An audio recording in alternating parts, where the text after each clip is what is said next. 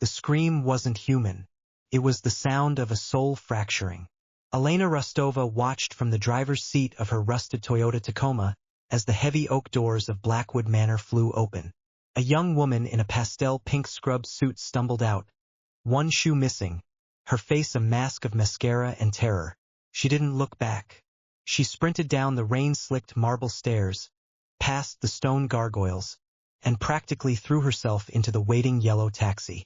The taxi peeled away, tires screeching, leaving only the smell of burnt rubber and the relentless drumming of the Oregon rain. Elena killed the engine. The silence that followed was heavy, oppressive.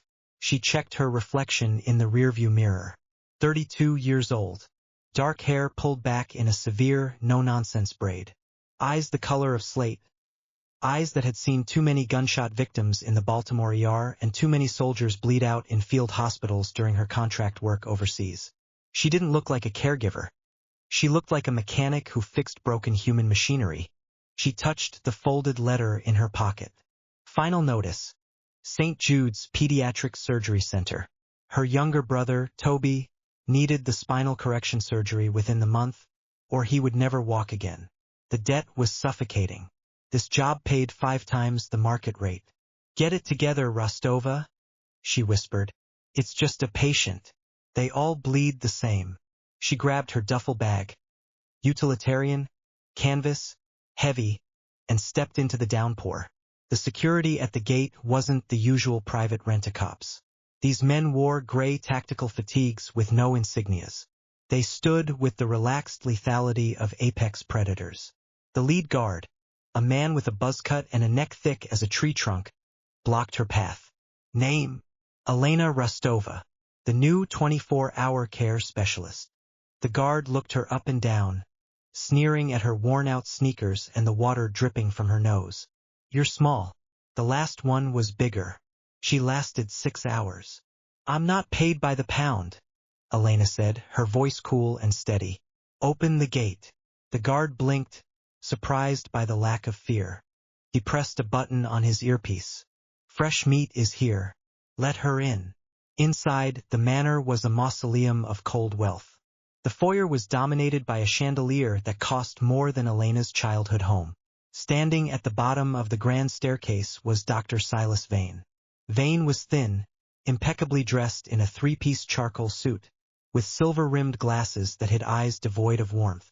He checked a Patek Philippe watch as she approached. "You're late, Ms. Rostova." The gatekeeper wanted to chat. "I didn't." Vane's lip curled. "Let's be clear. You are here because the agency scraped the bottom of the barrel. My patient, Major Kalen Vance, is a national treasure. He is also difficult." "I read the file," Elena said. "Chemical burns, shrapnel damage to the lower lumbar, complex PTSD. Honorably discharged from the 1st Special Forces Operational Detachment Delta." "The file is sanitized." Vane cut in, his voice dropping to a conspiratorial whisper. "The major is psychotic. Violent outbursts, paranoia. He believes the walls are listening. Your job isn't to be his friend. It is to administer his medication on the dot, clean him, and ensure he doesn't harm himself. Do not engage in conversation. Do not look him in the eye. He smells fear." "I don't have fear, doctor. I have a mortgage." Vane handed her a keycard. "3rd floor, West Wing. The panic button is on the wall. Try to use it before he breaks your neck." The West Wing smelled of ozone and industrial antiseptic, a jarring contrast to the lavender polish of the main house. The windows were boarded up with heavy steel shutters. It wasn't a recovery room. It was a containment cell. Elena swiped the card. The electronic lock beeped, and the heavy door hissed open. The room was shrouded in darkness, the only light coming from the blinking LEDs of medical equipment.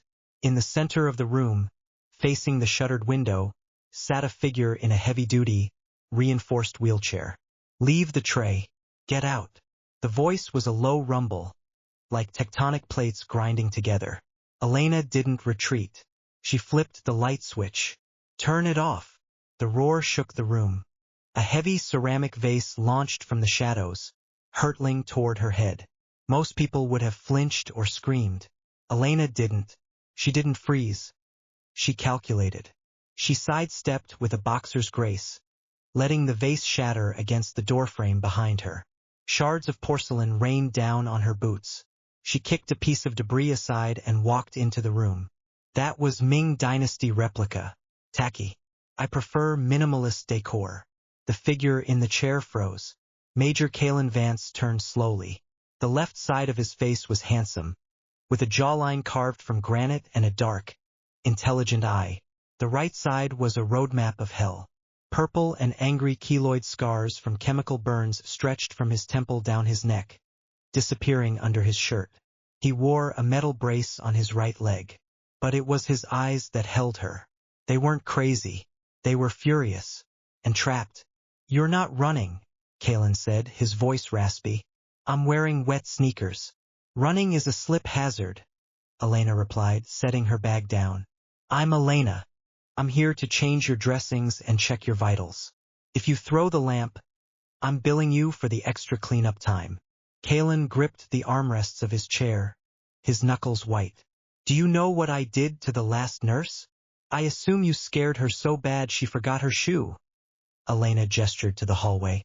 Amateur. She walked up to him. He was massive, easily 6'4", even seated.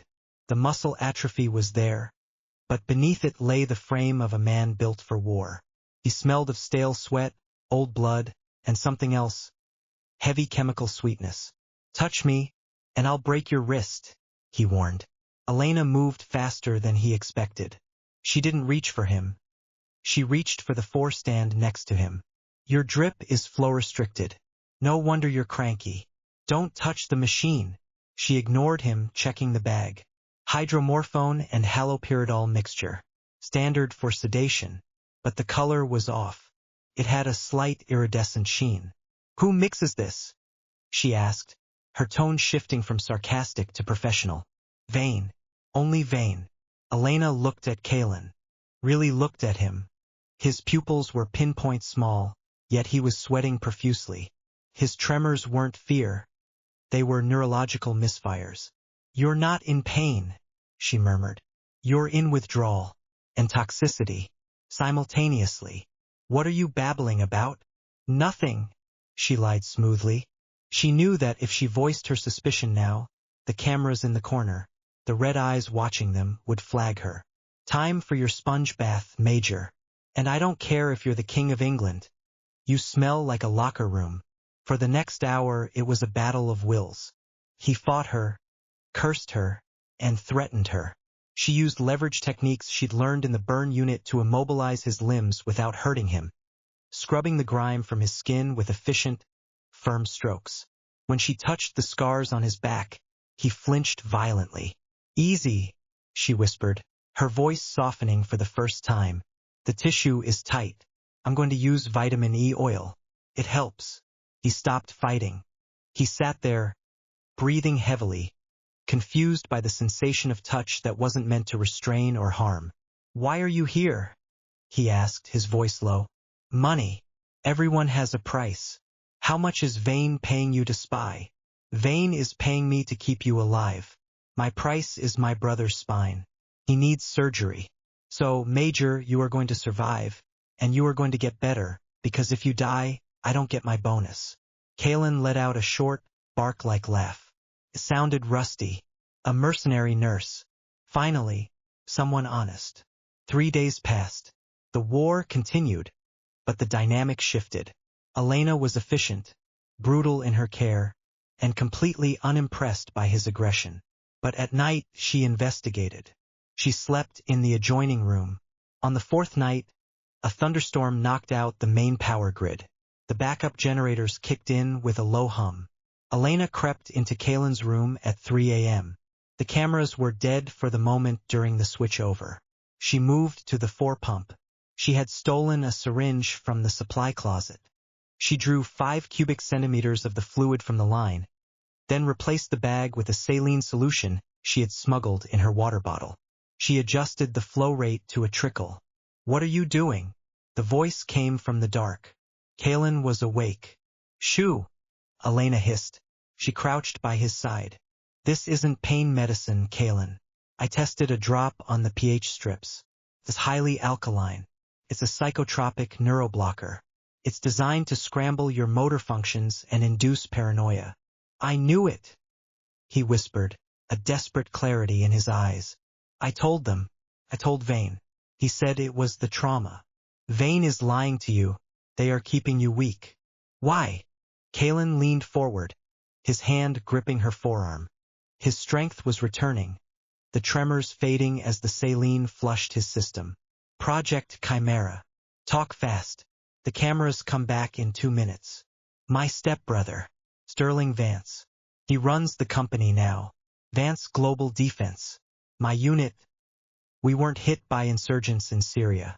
We were hit by a prototype drone. Our drone. Sterling was selling tech to the highest bidder on the black market.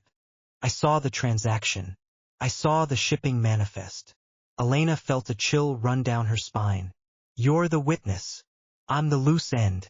Sterling can't kill me. I'm a decorated hero, and the board of directors would ask questions. So he locked me here. Vane is his creature. They're frying my brain so that if I ever do talk, I'll sound like a lunatic. Chemical gaslighting, Elena realized. If I stop the drugs, you get your mind back. But Vane will know. I need time. I need to get strong. Kaelin looked at his useless legs. I can't walk, Elena.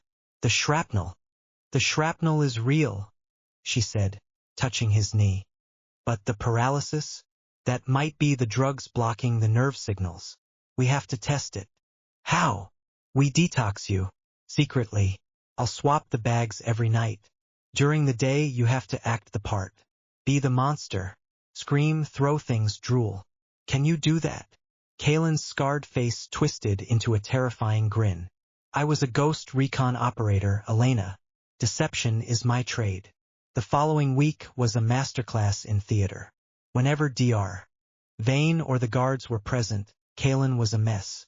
He shouted nonsense about spiders in the walls, overturned his food trays, and wept uncontrollably. Vane watched with a smug satisfaction, noting the deterioration on his clipboard. But inside the locked room, when the shift changed and the loops on the camera feed, which Elena had learned to exploit by hanging a towel over a specific sensor to create blind spots, were active, Kaelin was training. He did pull-ups on the bathroom doorframe until his hands bled. He crawled across the floor, dragging his body to rebuild his core. And the sensation in his toes returned. Tingle at first, then pain, then movement. Elena became his coach. She smuggled in protein bars hidden in laundry linens. She massaged the atrophied muscles to stimulate blood flow. You're sadistic? Kaelin grunted, sweat pouring off him as she forced his leg into a deep stretch. I'm thorough. Push against my hand. Harder. Why are you doing this, Elena? You could take the money and run. Elena paused. She looked at the man who was slowly transforming from a broken invalid back into a warrior. Because I hate bullies. And because you remind me of the men I couldn't save. Kaelin reached out, his hand cupping her cheek. His skin was rough, calloused. I'm not dying on you, Rostova. The moment hung in the air, electric and dangerous. Then, the sound of heavy boots in the hallway broke the spell. Showtime, Elena whispered. Kaelin slumped in his chair, his jaw slack, his eyes vacant. Dr. Vane entered, followed by a man Elena recognized from the news magazines. Sterling Vance. Sterling was handsome in a plastic, polished way. He wore a suit that cost more than Elena's life earnings.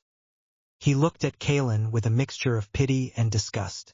Hello, brother, Sterling said smoothly. Kaelin let out a low moan and batted at the air. The drones? The blue fire. Sterling turned to Vane. He's getting worse. The degradation is proceeding faster than anticipated. Vane nodded. The cognitive centers are liquefying. Good. Sterling adjusted his cufflinks. The board vote is in 2 days. With Kaelin incapacitated, I get full power of attorney. We can finally sign the Chimera deal with the consortium. Elena stood in the corner, head bowed, clutching a bedpan like a servant. And the nurse? Sterling asked, glancing at her. Is she a problem? She's a peasant. Vane dismissed her. Needs the money. She's too busy wiping his drool to notice anything. Sterling walked over to Elena. He smelled of expensive cologne and arrogance. Take care of him, sweetheart. He's a hero after all. He slipped a $100 bill into her scrub pocket. Buy yourself something nice. Elena didn't flinch. Thank you, sir. As soon as the door closed, Kalen sat up, his eyes blazing cold fire. He's selling the company in 2 days, Kalen said. That means the prototype weapons leave the country in 48 hours. We have to move, Elena said. We can't wait for you to fully heal. I have enough movement to pull a trigger, Kalen said. But we can't get out. The perimeter is guarded by ex-Spetsnaz mercenaries. And the proof. I need the proof. Where is it? Sterling's private server. In the library. The East Wing. I can get it, Elena said. No. It's suicide. It's not suicide, she smiled, tapping the pocket where Sterling had put the money. It's a staff errand. The maid is sick today. I'll volunteer to clean the library. The library was a fortress of mahogany and leather. Elena pushed her cleaning cart into the room, her heart hammering against her ribs like a trapped bird. 2 guards stood by the door. Just dusting the shelves, she mumbled, keeping her head down. Make it quick, one guard grunted. Elena moved to the desk. She knew she had seconds. Kalen had explained the encryption. It wasn't on the computer. It was a physical drive Sterling kept in the safe behind the painting of their father. Left 4, right 22, left 9. Kalen's birthday. Sterling was sentimental, or perhaps he just liked the irony of using his victim's birth date to lock away the evidence of his betrayal. She waited until the guards were distracted by a radio check. She moved the painting, spun the dial. Click. The safe opened. Inside lay a silver hard drive and a stack of ledgers. She grabbed the drive and shoved it into her waistband, under her scrubs. Hey! Elena froze. A guard was staring right at her. What are you doing behind the desk? I dropped my rag, she stammered, holding up a dusty cloth. The guard narrowed his eyes. He walked toward her, hand resting on his sidearm. Turn out your pockets. Elena's mind raced. If he patted her down, he'd feel the drive. She gripped the spray bottle of industrial cleaner in her hand. Suddenly, the house alarm screamed. Beep, beep, beep. Code red. West Wing. The patient is out of bed. The guards' radios exploded with chatter. He's loose. The cripple is loose. The guard shoved Elena aside. Stay here. He ran out the door. Elena didn't stay. She ran. Back in the West Wing, chaos reigned. Elena burst into the room to find it empty. The wheelchair was overturned. The camera was smashed. Kalen? She whispered. A hand grabbed her and pulled her into the shadows of the bathroom. Kalen was standing. He was leaning heavily against the wall, his face pale with pain, but he was standing. He held a makeshift spear, a metal rail ripped from the bed frame. Did you get it? He asked. Got it. She tapped her waist. You triggered the alarm? Distraction. Now they know I can move. They'll come to kill us, Elena. The charade is over. Good, Elena said, reaching into her cleaning cart. She pulled out a defibrillator unit and a handful of scalpels she'd swiped from the supply room. I was getting tired of the sponge baths anyway. The manor went into full lockdown. Steel shutters slammed down on every window. The power was cut, plunging the house into red emergency lighting. They'll sweep the floor, Kalen said, his tactical mind taking over. They think I'm a cripple who got lucky. They don't know I'm operating at 60%. 60% of a Delta operator is still better than 100% of these goons, Elena said. What's the plan? The server room in the basement has a sat link. We can upload the drive's contents to the DoD directly. Bypass the local police. Sterling owns them. Basement. That's 3 floors down. Through 20 heavily armed mercenaries. We don't go through them. Kalen pointed to the old laundry chute. We go down the rabbit hole. They moved. The first encounter happened in the hallway. Two mercenaries rounded the corner. Kalen didn't hesitate. He wasn't fast enough to run, but he was strong. He hurled the metal bed rail like a javelin. It caught the first man in the shoulder, pinning him to the drywall. The second man raised his rifle. Elena slid across the floor, jamming the defibrillator pads against the man's leg. Clear! The mercenary convulsed and dropped, foaming at the mouth. Kalen limped forward, picked up the dropped assault rifle, and checked the chamber. Nice bedside manner. I swore an oath to do no harm. Elena shrugged. I'm taking a break. They made it to the second floor, but Kalen was fading. His leg was giving out. The adrenaline was burning through the last of his reserves. I need a defensive position, he gasped. The master bedroom, double doors, thick walls. They barricaded themselves inside Sterling's suite. Kalen dragged a heavy dresser across the door. This is a kill box, Kalen said, sliding down the wall. They'll breach in 2 minutes. Then we make them regret it, Elena said. She looked around the room. Alcohol, hairspray, lighters, improvised explosives? Kalen asked, raising an eyebrow. Chemistry is just cooking with consequence, she grinned. When the mercenaries blew the door hinges, they were met with a wall of fire. Elena's Molotov cocktails, crystal decanters of brandy stuffed with silk ties, turned the hallway into an inferno. Through the smoke, Kalen fired with precision. Pop, pop, pop. 3 shots, 3 targets down. But there were too many of them.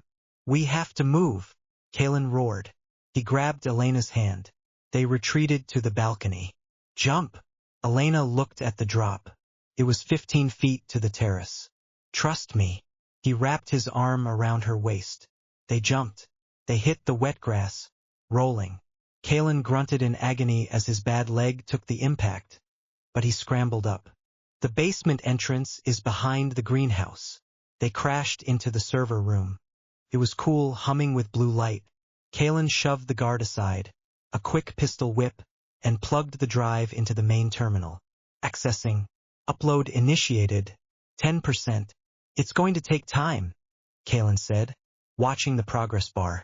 Well, well, well. The voice came from the shadows. Sterling Vance stepped out, flanked by Dr. Vane and the head of security, a giant named Kruger. Sterling held a gold-plated Desert Eagle pistol. I underestimated you, brother, Sterling said. And the nurse. Who knew the help had teeth? It's over, Sterling. Kalen stood tall, leaning on the console for support. The upload is running. The Pentagon will have the files in 2 minutes. 2 minutes is a lifetime. Sterling aimed the gun at Elena. Stop the upload, or I paint the server with her brains. Kalen froze. Let her go. This is between us. No, Elena said, her voice shaking but defiant. Don't stop it. Such loyalty, Vane sneered. It's pathetic. She's just a nurse, Kalen. A disposable asset. She's not an asset, Kalen growled. She's my partner. Kruger, the giant, stepped forward. I'll break him, boss. Kruger lunged. Kalen dropped his rifle. It was empty anyway. He met the charge. It was a brutal, ugly fight. Kalen was injured, exhausted, and half paralyzed. Kruger was fresh and massive. Kruger slammed Kalen into the server racks. Sparks flew. Kalen took a fist to the face that reopened his scars. Blood poured down his cheek. Stay down, cripple, Kruger shouted, kicking Kalen's bad leg. Kalen screamed, collapsing. Sterling laughed. Finish him. Kruger raised a boot to stomp on Kalen's throat. But he forgot the nurse. Elena didn't have a gun. She had a syringe. The one she had filled with the concentrated sedative from Kalen's old 4-bag. The chemical leash. She jumped on Kruger's back. She didn't stab his neck. Too thick muscle. She jammed the needle into his eye socket. Kruger howled. A sound of pure horror. He flailed, throwing Elena off, but the drug hit his brain instantly. He stumbled, swinging blindly, and crashed through a glass partition. Sterling panicked. He swung the gun toward Kalen. But Kalen was already moving. Fueled by rage and the sight of Elena hitting the floor, He ignored the pain. He launched himself, tackling Sterling. They wrestled for the gun. Bang! A shot went into the ceiling. Sterling was soft. He was a boardroom warrior. Kalen was forged in fire. Kalen twisted Sterling's wrist. Snap! Sterling screamed, dropping the gun. Kalen wrapped his hands around his brother's throat.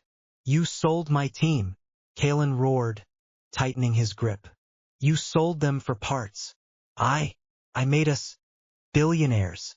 Sterling choked, his face turning purple. "Kalen!" Elena shouted. The upload complete. Sirens. Not the house alarm. Police sirens. And the heavy thrum of military choppers. "It's done," Elena said, crawling over to him. "Don't kill him. Let him rot in a cell. He's not worth your soul." Kalen looked at his brother, then at Elena. The red haze in his vision cleared. He released Sterling, who gasped for air, weeping on the floor. Kalen slumped back against the server rack, his energy finally spent. Elena was beside him in an instant, checking his pupils, checking the blood. "You're a mess, Major," she half-sobbed, tearing her scrub top to make a bandage for his head. "You're not so bad yourself, Nurse Rostova," he wheezed, taking her hand. His grip was weak, but warm. Dr. Vane tried to sneak toward the exit. "Hey, doctor," Elena called out. Vane turned. Elena picked up Sterling's fallen gold pistol and leveled it at him with steady hands. "Sit down. The wait time in the ER is going to be long." The lawn of Blackwood Manor was a circus of flashing lights. FBI agents in windbreakers were hauling boxes of evidence out of the house. Sterling Vance was being shoved into a cruiser, handcuffed, shouting about his lawyers. Dr. Vane was already weeping in the back of a van. Paramedics were loading Kalen onto a stretcher. "I'm fine," he argued, trying to sit up. "Lie down, you idiot," Elena ordered, pushing him back. "You have a concussion, a fractured rib, and your leg needs rebracing." A tall man in a general's uniform approached the ambulance. He looked at Kalen with immense respect. "Major Vance, we received the files. Project Chimera is shut down. The prototypes are being seized. You did your country a great service." "I didn't do it alone," Kalen gestured to Elena. The general turned to her. "Ms. Rostova, we owe you a debt." "I don't want a medal, General," Elena said, crossing her arms. "My brother, Toby. He needs spinal surgery at St. Jude's. Today." The general didn't blink. "Consider it done. Army Corps of Engineers will fly him there personally. Best surgeons in the world." Elena felt her knees go weak. The relief washed over her, stronger than the adrenaline. Kalen reached out from the stretcher. "Hey!" She looked at him. The monster was gone. The ghost was gone. Just a man, battered but unbroken. "You're fired," he said. "Excuse me? I'm firing you as my nurse." He smiled, and this time it reached his eyes. "I'd like to hire you as my consultant. Permanent position. Includes dinner. And maybe a co-pilot."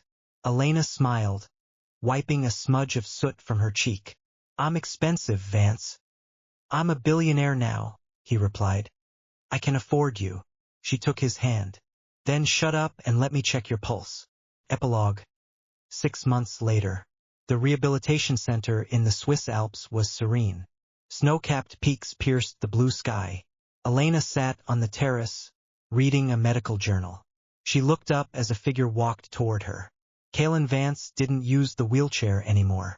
He used a cane, black carbon fiber, sleek, but he walked. His stride was uneven, but strong. The scars were still there, fading to silver, a testament to his survival. He placed 2 coffees on the table. "Toby sent a video," Elena said, showing him her phone. A young boy was running across a soccer field, laughing. Kalen watched it, a softness in his expression that the world rarely saw. "Kid's got speed.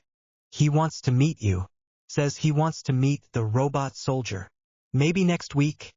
Kalen sat down, stretching his leg. "After we get back from Paris." "Paris?" Elena raised an eyebrow. I thought we were going back to the States to testify against Sterling. Testimony is Tuesday. Paris is for the weekend. Kalen leaned in, his eyes locking onto hers. I never got to take you on a proper date. One that didn't involve explosives or sedatives. Elena laughed, the sound bright and clear in the mountain air. I don't know, Vance. I kind of miss the adrenaline. Kalen kissed her hand, his lips lingering on her knuckles. Stick with me, Elena. I promise. Life won't be boring. She looked at the man who had been a beast, a ghost, and now her partner. She looked at the ring he had slipped into her pocket earlier that morning. She hadn't put it on yet, but she knew she would. I'm counting on it, she whispered.